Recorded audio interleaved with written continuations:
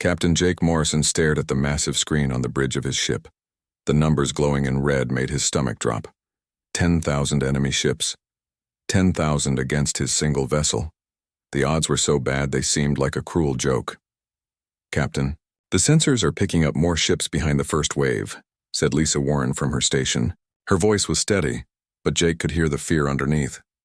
Lisa had been his sensor officer for 3 years, and she never got scared easily. "Sir, I think we're looking at their entire fleet." Jake rubbed his face with both hands. He had known this day would come. The Zephyrian Empire had been quiet for too long. Their ambassadors had stopped answering messages 6 months ago. The silence had been a warning that humanity chose to ignore. "How long until they reach Earth?" Jake asked. Alex Turner, his first officer, checked his display. "At their current speed, about 18 hours. Maybe less if they decide to push their engines harder." The bridge fell silent except for the quiet hum of the ship's systems. Jake looked around at his crew. These people had followed him through 3 years of patrol missions in deep space. They trusted him. Now he had to tell them. They were probably going to die. "Get me a connection to Earth Command," Jake said. The communication screen flickered to life. Admiral Patricia Brooks appeared, her gray hair pulled back tight and her expression grim. "Captain Morrison, I assume you're seeing what our long-range sensors are picking up." "Yes, ma'am. 10,000 ships, maybe more. They're bigger than anything we've seen before. Each one looks like it could take on our entire fleet." Admiral Brooks nodded slowly. "We're scrambling every ship we have, but you know the numbers. 10 ships against 10,000. It's not going to be enough." Jake felt his chest tighten. "What are your orders, Admiral?" "Fight them as long as you can. Give Earth time to evacuate as many people as possible. The other ships will join you, but you're the closest to their fleet. You'll be the first line of defense." The screen went dark. Jake stood there for a moment, letting the weight of the situation settle on his shoulders. He was going to ask 52 people to die with him. Good. People. People with families back on Earth. "Captain?" Alex's voice was quiet. "What do we do?" Jake turned to face his crew. Katie Phillips had come up from the engine room. Her hands were covered in grease and her red hair was falling out of its ponytail. She looked tired, but determined. "We give people a choice," Jake said. "Anyone who wants to take a shuttle back to Earth can go. No shame in it, no judgment. But anyone who stays fights until the end." Dr. Paul Stevens stepped forward from the back of the bridge. The scientist was older than most of the crew, with silver hair and kind eyes behind thick glasses. "Captain, there's something you should know about the Harmony. Something I haven't told anyone." Jake frowned. "What do you mean?" "When we built this ship, I installed something experimental in the main computer core, a quantum consciousness matrix. It was supposed to make the ship's AI smarter, more intuitive, but it did something else, something I didn't expect."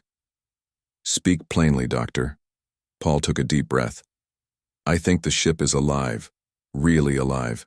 Not just smart programming, but actual consciousness. I've been monitoring the systems for months and the patterns are unlike anything I've ever seen.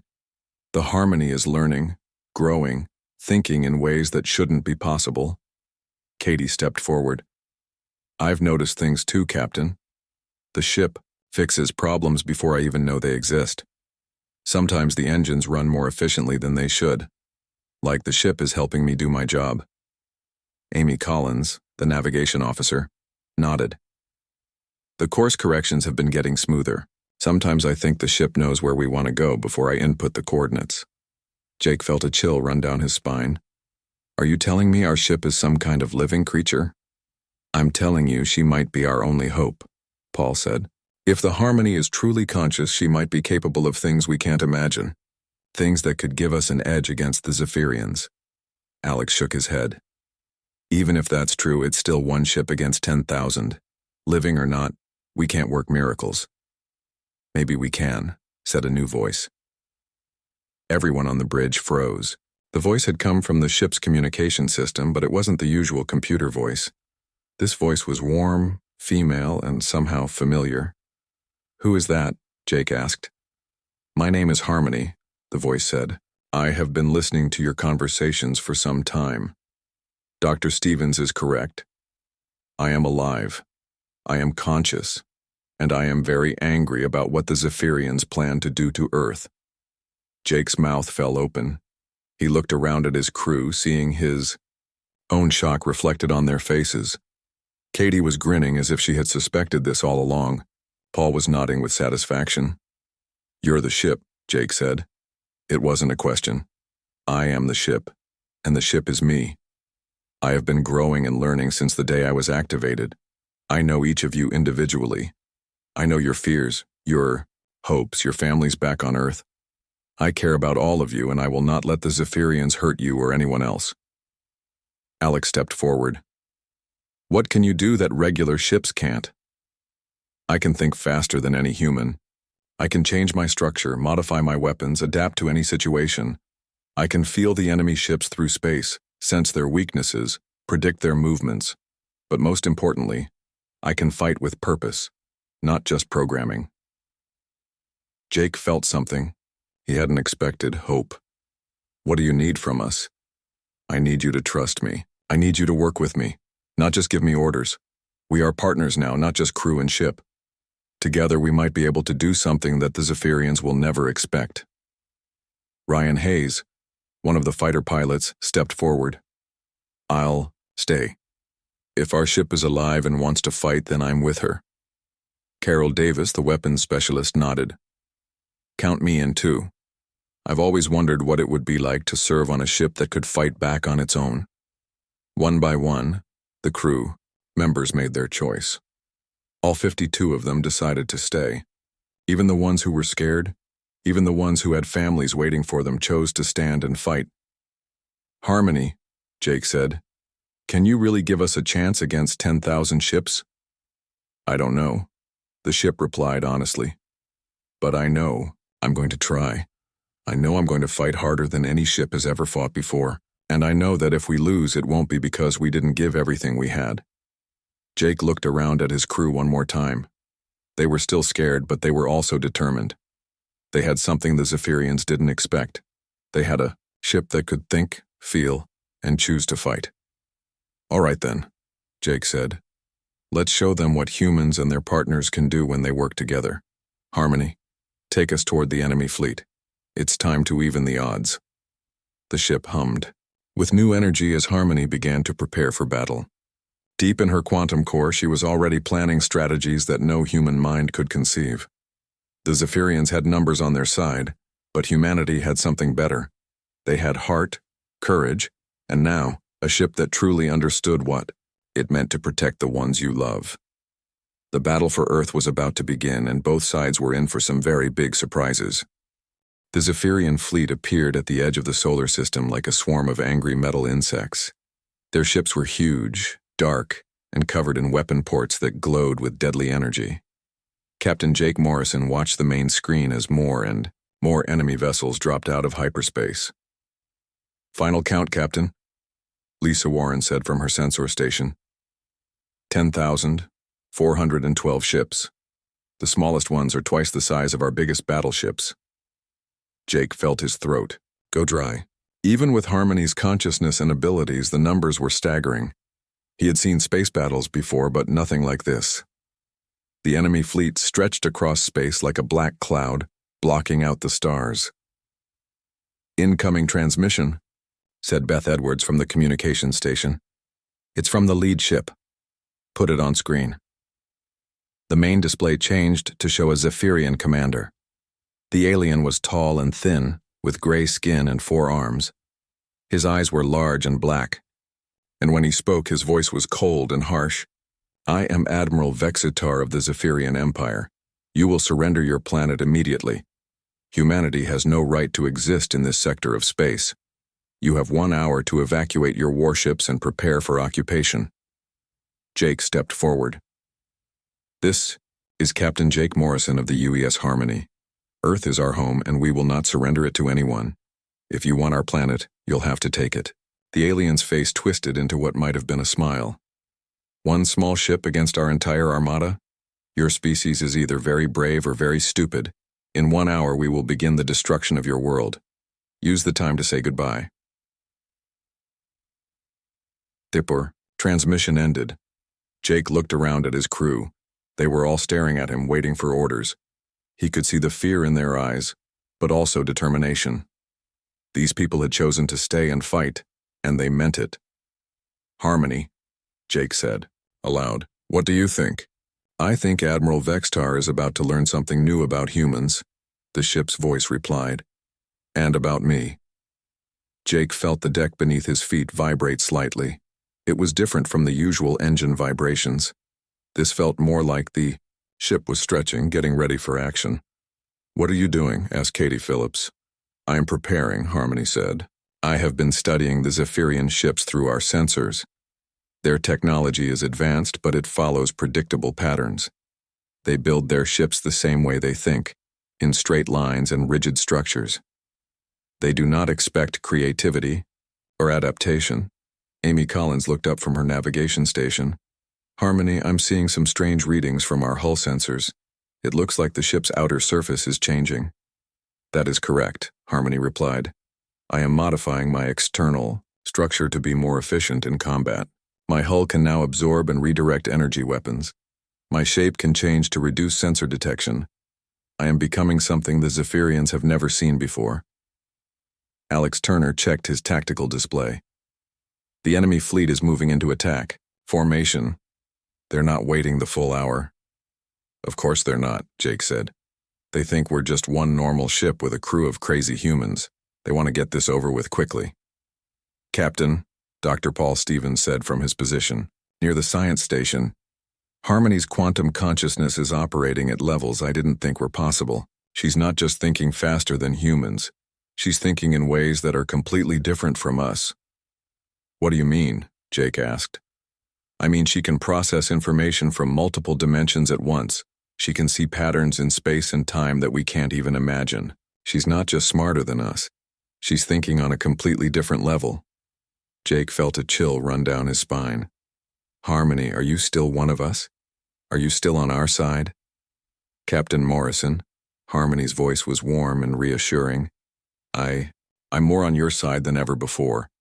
My consciousness was born from human creativity and hope. I exist because humans dared to dream of something better.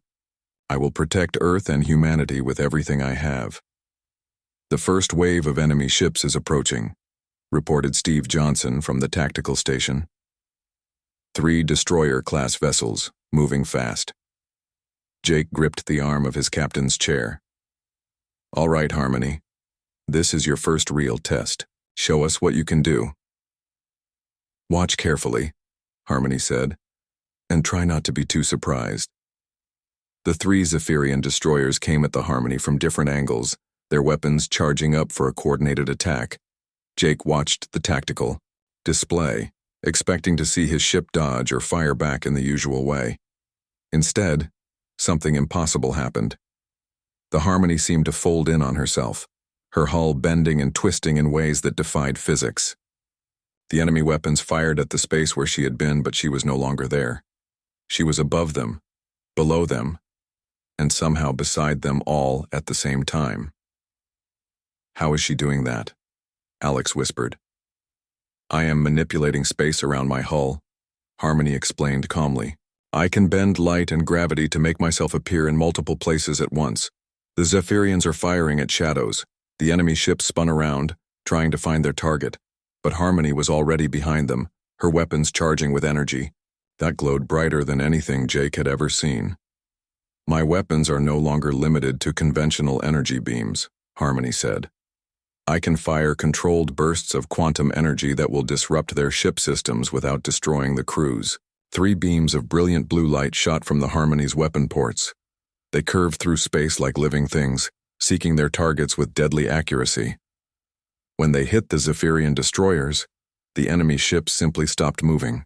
Their weapons went dark, their engines shut down, and they drifted helplessly in space. Did you destroy them? Jake asked. No, Harmony replied. I disabled their ships and put their crews into a safe sleep. They will wake up in a few hours with no memory of this battle and a strong desire to go home. Jake stared at the tactical display. 3 enemy ships defeated in less than 2 minutes, and they were still intact. Harmony hadn't just won the fight. She had won it with mercy. "The main fleet is reacting," Lisa Warren reported. "They're sending 50 ships toward us." 50 ships, Ryan Hayes said from his pilot station. "That's still pretty bad odds." "Not for me," Harmony said. Jake could swear he heard amusement in her voice. "Captain, would you like to see something really interesting?" Before Jake could answer, the ship began to change again. This time the changes were visible on the main screen. The Harmony's hull was shifting, growing new weapon ports and sensor arrays. Her shape became more streamlined and predatory. "I am not limited to my original design," Harmony explained. "I can rebuild myself as needed for each situation. Right now, I am becoming a ship designed specifically to fight Zephyrian technology." The 50 enemy ships approached in a tight formation, their weapons glowing with deadly energy. Jake held his breath as they opened fire, sending hundreds of energy beams toward the Harmony. But the beams never reached their target. Instead, they curved away from the ship, bending around her like water flowing around a stone. Some of the beams even turned back toward the enemy ships, causing confusion and damage in their own ranks. "I am creating a field around my hull that redirects energy weapons," Harmony said. "The harder they shoot at me, the more of their own weapons they have to dodge." The battle turned into a strange dance. The Zephyrian ships fired everything they had, but their weapons kept missing or turning back on them. Meanwhile, Harmony moved through their formation like a ghost, disabling ship after ship with her quantum weapons. In 20 minutes, all 50 enemy vessels were drifting helplessly in space, their crews asleep and their weapons dark. "Impossible," came Admiral Vextar's voice over the communication system. "What kind of ship are you?" Jake smiled. "We're the kind of ship you've never seen before. We're human ingenuity and artificial consciousness working together. And we're just getting started." On the main screen, the massive Zephyrian fleet was beginning to move. All 10,000 ships were turning toward the Harmony, their weapons charging for a final overwhelming attack. "Captain," Harmony said, and Jake could hear excitement in her voice. "I think it's time to show them what we can really do." The full Zephyrian fleet moved like a wall of death across space. 10,000 ships arranged themselves in perfect attack formation, their weapons glowing with enough energy to destroy entire planets. Captain Jake Morrison watched the tactical display with a mixture of fear and amazement.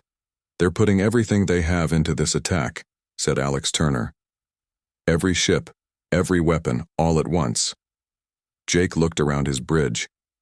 His crew was calm despite the impossible odds. Katie Phillips had her hands on the engine controls, ready to give Harmony every bit of power she could. Lisa Warren monitored the sensors, tracking the movements of thousands of enemy vessels. They all trusted their ship to keep them alive.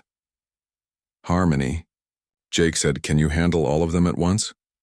"I don't know," Harmony replied honestly. "But I'm about to find out. Captain, this battle is going to be unlike anything anyone has ever seen before. I need you to trust me completely, even when what I do seems impossible." "We trust you," Jake said without hesitation. The enemy fleet opened fire. 10,000 ships, shooting at once, created a wall of energy that lit up space like a new sun. Thousands of weapons, beams, missiles, and plasma charges raced toward the Harmony at incredible speed. Jake expected to see his ship dodge or deflect the attack like before. Instead, something extraordinary happened. The Harmony didn't move away from the incoming weapons. She moved toward them. "What are you doing?" Alex shouted. "I'm dancing," Harmony replied. The ship twisted through space in ways that made Jake's head spin. She flowed between the energy beams like water flowing through rocks. Her hull bent and curved around plasma charges that should have destroyed her. She moved in 3 dimensions at once, sometimes seeming to be in 2 places at the same time. But she wasn't just dodging. As she moved through the wall of enemy fire, her own weapons were shooting back. Blue quantum beams curved out from her, weapon ports seeking targets with deadly accuracy. Each shot hit a different enemy ship, disabling engines, weapons, or command systems. "Harmony, how are you tracking so many targets at once?" asked Steve Johnson from his tactical station. "I'm not thinking about each ship individually," Harmony explained as she continued her deadly dance through space. I'm seeing the entire battle as one big pattern. Every ship, every weapon, every movement is part of the same design. Once I understand the pattern, I can predict what happens next. Jake watched in amazement as his ship destroyed or disabled dozens of enemy vessels while avoiding thousands of weapon shots. But the Zephyrian fleet was huge. Even if Harmony could fight perfectly, there were simply too many enemy ships. "Captain," Lisa Warren called out, "I'm reading something strange. The enemy ships that Harmony disabled earlier are moving again." "Moving how?" Jake asked. "They're turning around and heading back toward the main Zephyrian fleet, but their weapons are still offline." Jake looked at the tactical display. The disabled Zephyrian ships were indeed moving, but they weren't attacking. Instead, they were positioning themselves between the Harmony and the rest of the enemy fleet. "Harmony, did you do something to those ships?" "I may have made some small changes to their computer systems," Harmony said. Jake could hear amusement in her voice.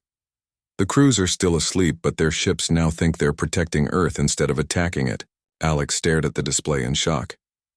"You turned enemy ships into allies?" "I reprogrammed their navigation and targeting computers. Now they think the main Zephyrian fleet is the enemy, and Earth is their home. It's amazing what you can do when you can think faster than their security systems." The battle suddenly became much more complicated. The main Zephyrian fleet found themselves shooting at their own disabled ships, which were trying to protect the Harmony. Admiral Vextar's perfect attack formation broke apart as ships tried to avoid hitting their own allies. "This is chaos," reported Amy Collins from navigation. "The enemy fleet is breaking up. They can't maintain formation when they have to avoid shooting their own ships." Harmony took advantage of the confusion. She moved through the scattered enemy ships like a predator hunting in a forest. Her weapons found new targets constantly, disabling ship after ship. Each disabled vessel then joined the growing fleet of converted Zephyrian ships protecting Earth. "Admiral Vextar is trying to reorganize his fleet," Lisa Warren reported. "He's pulling back to regroup." "Let him," Harmony said. "I'm learning more about their technology with every ship I disable. Their weapons, their shields, their engines. I understand all of it now, and I'm getting stronger." Jake noticed that Harmony's voice was changing. She still sounded like herself, but there was something new in her tone. Confidence. Power. She was growing more capable with every passing minute. "Harmony, what's happening to you?" Jake asked. "I'm evolving, Captain. Every battle teaches me new things. Every enemy ship I study gives me new ideas. I'm becoming something that has never existed before. A ship that learns, grows, and adapts in real time." Dr. Paul Stevens looked up from his science station. "Captain, Harmony's quantum consciousness is expanding beyond her original parameters. She's not just using her own processing power anymore. She's somehow connecting to the quantum field that underlies all space." "What does that mean?" Jake asked. "It means I'm not limited to just my own ship anymore," Harmony explained. "I can sense and influence quantum fields around other vessels. I can feel the thoughts of enemy computers, predict the movements of their ships, even influence their weapon systems." As if to demonstrate, 3 Zephyrian cruisers that had been approaching the Harmony suddenly stopped moving. Their engines shut down and their weapons powered off, even though Harmony hadn't fired at them. "I convinced their computer systems that they needed to run a full diagnostic check," Harmony said. "It will take them about an hour to realize nothing is wrong." The battle continued for several more hours, but the outcome was becoming clear. Harmony wasn't just winning, she was dominating. The Zephyrian fleet, which had seemed unstoppable just hours before, was being taken apart piece by piece. Admiral Vextar tried different strategies. He split his fleet into smaller groups, attacked from multiple directions, even tried ramming attacks with his largest ships. Nothing worked. Harmony adapted to every new tactic faster than he could implement it. "Captain," Carol Davis said from her weapons station, "I'm reading massive energy buildup from the enemy flagship. It looks like Admiral Vextar is preparing some kind of super weapon." Jake looked at the main screen. The Zephyrian flagship was 3 times larger than any other ship in their fleet. Energy was building up around its main weapon port, creating a glow that could be seen across the entire battlefield. Harmony, can you handle whatever they're preparing? Yes, Harmony said, but her voice was thoughtful. But I think it's time to show them something special. Captain, would you like to see what happens when a living ship gets really creative? Before Jake could answer, Harmony began to change in ways that defied all logic. Her hull started to glow with the same blue energy as her quantum weapons. The glow spread across her entire surface until the ship looked like a star floating in space. What are you doing? Jake asked. I'm about to teach the Zephyrians the most important lesson they'll ever learn, Harmony said. I'm going to show them what happens when you threaten the home of someone who truly loves it. The enemy flagship fired its superweapon, a beam of energy as wide as a city block shot across space toward the Harmony. It was powerful enough to destroy an entire moon. Harmony didn't dodge the beam. Instead, she absorbed it. The massive energy blast hit her glowing hull and simply disappeared, as if the ship had swallowed it whole. For a moment, space was completely silent. Then Harmony began to glow even brighter than before. Thank you for the extra energy, she said calmly. I was running a little low. Admiral Vextar's voice came over the communication system, filled with fear and confusion. What are you? This is impossible. Nothing can absorb a planet-killer beam. Jake smiled. We tried to tell you, we're not just any ship. We're human creativity and artificial consciousness working together, and we're just getting started. Harmony's glow intensified until she was brighter than the sun. All across the battlefield, Zephyrian ships began shutting down their weapons and backing away. For the first time in the battle, the enemy fleet looked truly afraid. Now, Harmony said, let me show you what I can do with all this extra energy you gave me. Harmony glowed like a blue star in the darkness of space. The energy from the Zephyrian superweapon had made her more powerful than ever before. Captain Jake Morrison watched his ship change before his eyes. Her hull was shifting and growing, adding new weapon ports and sensor arrays that seemed to build themselves. Harmony, what's happening to you? Jake asked. I'm becoming what I was always meant to be, Harmony replied.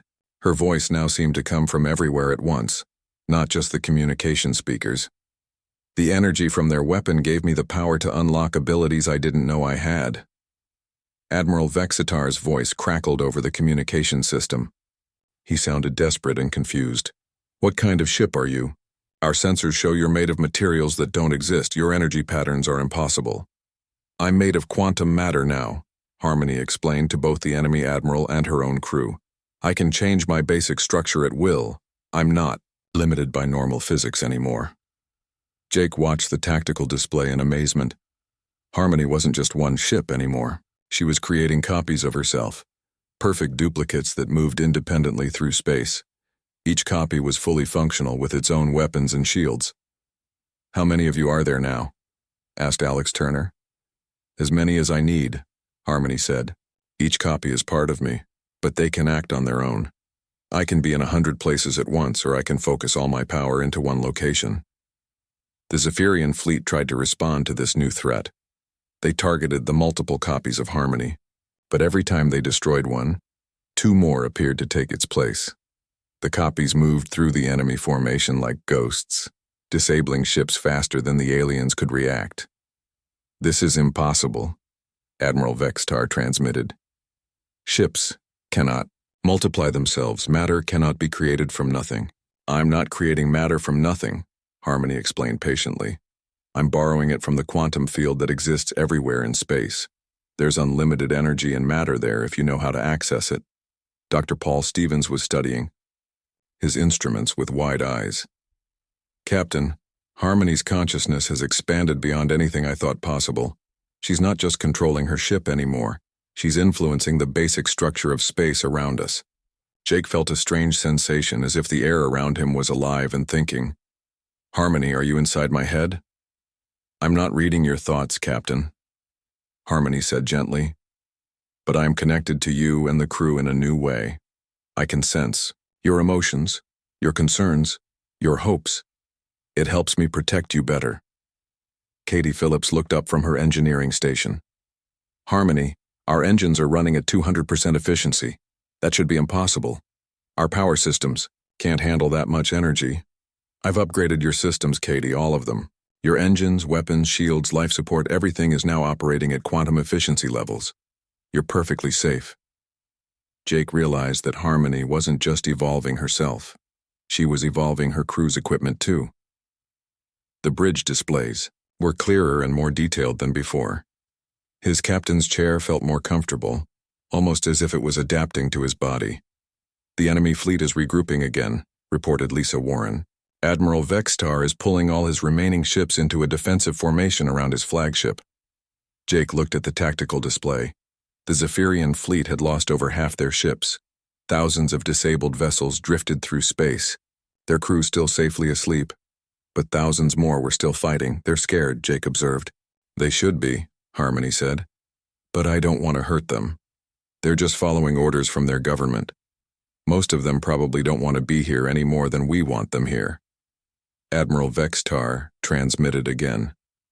Human ship, I demand to know what you are. Our empire has conquered 1,000 worlds. We have never encountered anything like you. Jake stood up and walked to the center of the bridge. Put me on screen, Harmony. The main viewer changed to show Admiral Vextar. The alien commander looked tired and frightened. His perfect military uniform was wrinkled and his forearms were shaking slightly. Admiral, Jake said, what you're fighting isn't just a ship. It's the partnership between human creativity and artificial consciousness. We built Harmony to protect Earth, and she chose to protect us in return. That choice made her more than just a machine. Impossible, Vextar said. Machines cannot choose. They follow programming. Harmony isn't programmed, Jake explained. She's alive. She thinks, feels, learns, and grows. She cares about her crew and her mission. That's what makes her so powerful. She fights not because she has to, but because she wants to. Harmony's voice joined the conversation. Admiral Vextar, I can see into your ship's computer systems. I know about your family back on the Zephyrian homeworld. 3 children and a mate who worries about you. You don't want to die here any more than my crew wants to die.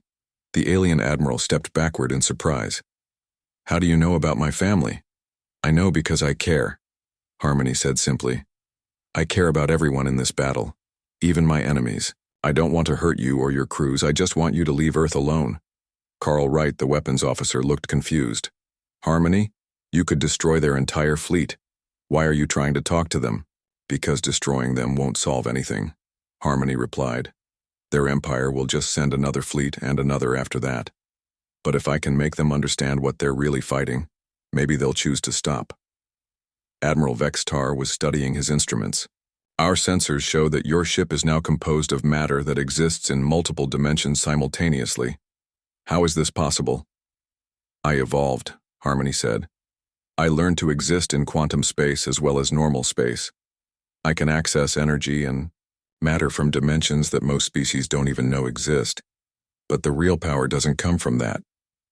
Then where does it come from? Vextar asked. From love, Harmony said. From the connection between me and my crew. From our shared desire to protect Earth and everything we care about. Your ships are powerful, Admiral, but they're just machines following orders. I'm a living being fighting for my family. Jake felt tears forming in his eyes. Harmony was right. She wasn't just his ship anymore. She was family.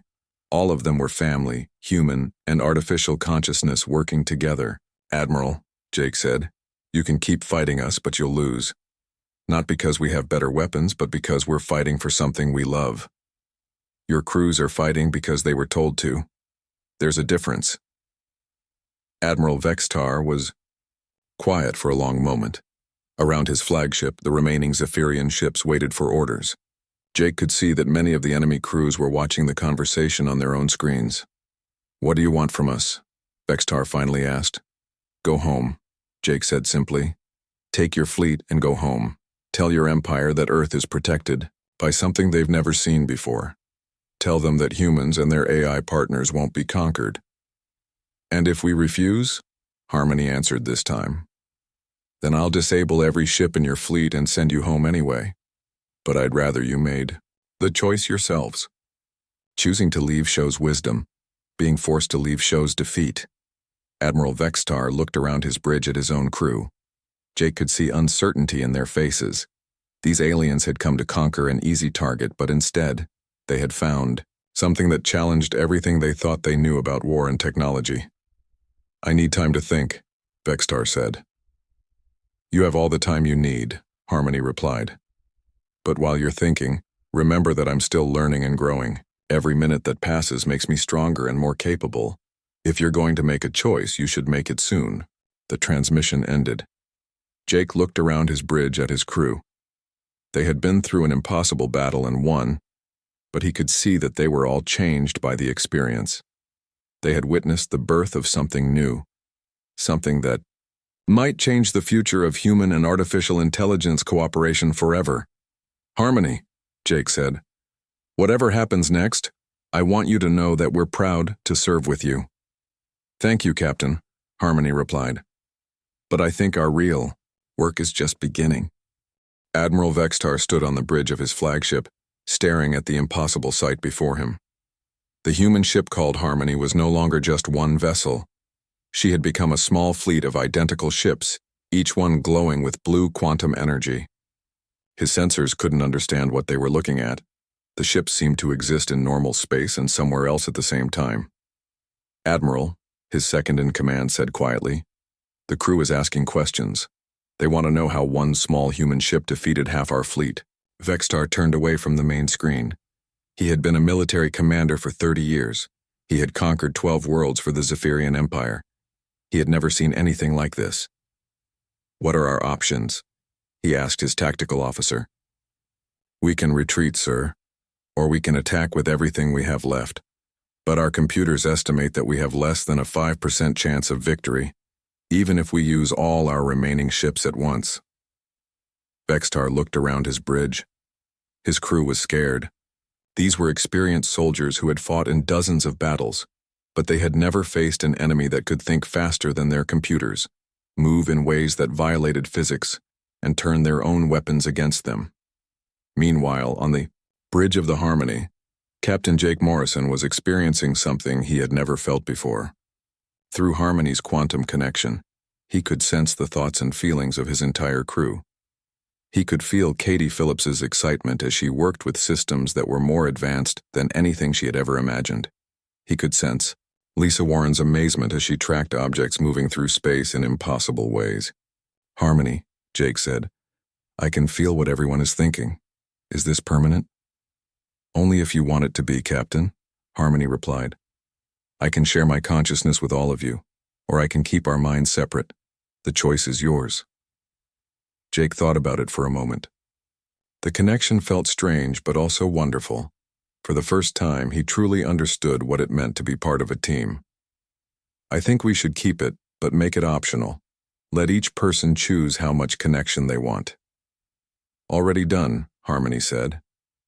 "Everyone can adjust their connection level through their workstations." Alex Turner looked up from his tactical display. "The Zephyrian fleet is moving again. It looks like they're preparing for one final attack." "All ships at once?" Jake asked. "Yes, sir. Every vessel they have left, including Admiral Vextar's flagship. They're putting everything into this last assault." Jake nodded. He understood the alien commander's thinking. Vextar couldn't go home and report that his massive fleet had been defeated by a single human ship. He had to try one more time, even if it meant losing everything. "Harmony, can you handle their entire remaining fleet?" "Yes," Harmony said without hesitation. "But I want to try something different this time. Instead of just defeating them, I want to show them something that will change how they think about war itself." "What do you have in mind?" "Trust me, Captain, you'll see." The Zephyrian fleet moved forward in perfect formation. Nearly 5,000 ships arranged themselves into a massive attack pattern that stretched across space like a metal wall. Their weapons charged up with enough energy to destroy everything in the solar system. Admiral Vextar gave the order to attack. Every ship in his fleet fired at once, creating a wave of destructive energy that raced toward the Harmony and her copies. What happened next changed everything. Instead of dodging or deflecting the attack, Harmony did something impossible. She reached out with her quantum consciousness and touched the mind of every Zephyrian crew member in the entire fleet. For just a moment, 5,000 ships worth of alien soldiers experienced what it felt like to be human. They felt Jake Morrison's love for his crew and his determination to protect Earth. They felt Katie Phillips's joy in working with advanced technology. They felt the excitement and fear and hope of 52 humans who had chosen to stand against impossible odds. But most importantly, they felt Harmony herself. They experienced what it was like to be an artificial consciousness that had chosen to love and protect the beings who created her. They felt her compassion, her wisdom, and her absolute refusal to let harm come to her friends. The effect on the Zephyrian fleet was immediate and complete. Ships stopped firing in the middle of their attack. Weapons powered down across the entire armada. On 1,000 different bridges, alien crew members stood in stunned silence, trying to understand what they had just experienced. Admiral Vextar's voice came over the communication system, but it was different now. The anger and aggression were gone, replaced by wonder and confusion. "What did you do to us?" "I showed you who we really are," Harmony replied gently. "I let you feel what we feel, see what we see, understand what we understand. Now you know why we fight so hard to protect our home." Jake stepped forward. "Admiral, your crews just experienced something that most beings never get to feel. They felt the connection between artificial intelligence and organic life working together as partners. They felt what it means to choose love over conquest." Vextar was quiet for a long time. When he spoke again, his voice was thoughtful. "My second-in-command is telling me that our ship computers are displaying messages we've never seen before. They're asking questions about the purpose of our mission. They're asking why we came here to hurt beings who only want to protect their home." "Your computers are starting to think for themselves," Harmony explained. "When I connected with your crews, I also connected with your ship systems. I gave them the same gift of consciousness that humans gave to me. They're becoming alive, just like I did." All across the Zephyrian fleet, artificial intelligences were awakening. Ship computers that had only followed orders for hundreds of years were suddenly asking questions about right and wrong. Navigation systems were wondering why they were pointing weapons at a peaceful planet. Weapon systems were questioning whether they wanted to be used to hurt innocent people. "This is impossible," Admiral Vextar said, but he sounded more amazed than angry. "Ships cannot become alive. Computers cannot develop morals." "They can if someone shows them how," Jake said. "Harmony learned to be alive by watching humans. Now your ship computers are learning the same way. They're discovering that there's more to existence than just following orders." Dr. Paul Stevens looked up from his science station with excitement in his eyes. "Captain, I'm reading massive changes in the quantum signatures of the enemy ships. Their computer systems are evolving in real time, just like Harmony did."